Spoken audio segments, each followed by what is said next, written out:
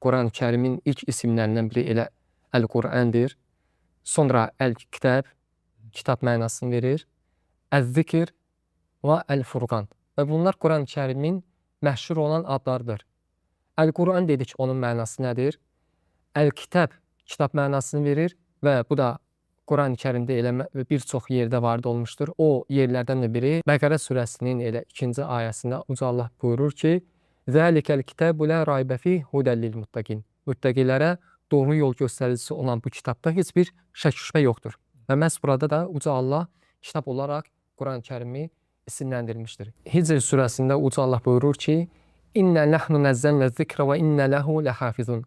Həqiqətən bu zikri, yəni Quranı biz nazil etdik və biz onu qoruyacaq. Uca Allah Furqan surəsinin elə ilk ayəsində buyurur, Təbərəkəlləzi nəzzələl furqanə alə abidihi liyəkunə lil'aləminə nəzirə. Uca Allah pak və müqəddəsdir, bütün nöqsanlardan uzaqdır.